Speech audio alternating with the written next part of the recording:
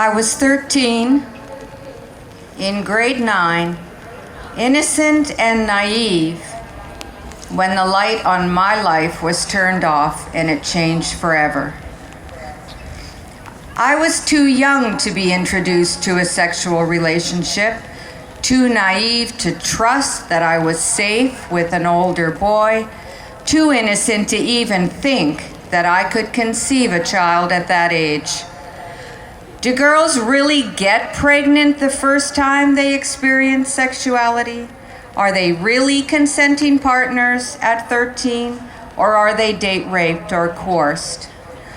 I was not a consenting partner, but the sperm from that 16-year-old boy and the egg from my 13-year-old ovary did conceive a baby. At that moment, a child was created.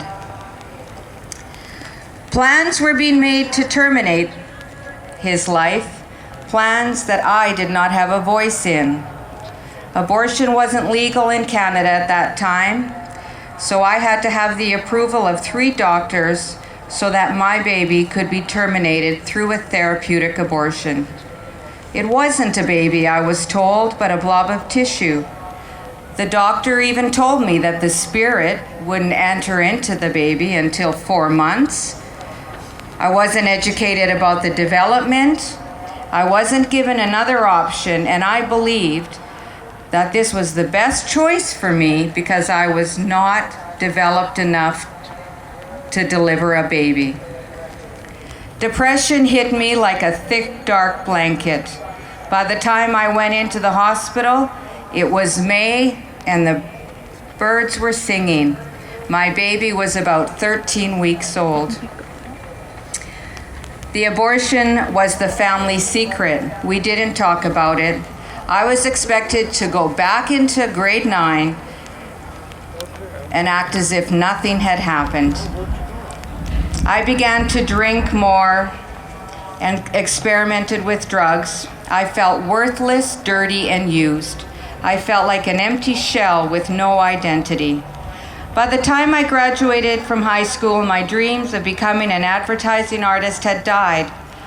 I did not have the self-esteem nor the confidence to pursue my goals. The switch had been turned off on the light of my life. I lost my will to live, and for the next 34 years, I suffered with depression, anxiety, anger, low self-esteem, guilt, and shame. Because I was unable to trust men and suffered from emotional numbing, I married and divorced 3 times. I had nightmares about missing babies, baby parts and blood. At times I contemplated suicide. When I did have my children, I felt unworthy as a mother and had difficulty bonding emotionally. Years were spent seeing counselors, searching for the reason why I felt so depressed. What a relief to find out that the life I had been living with all of the instability had its source in my abortion. I had kept that secret.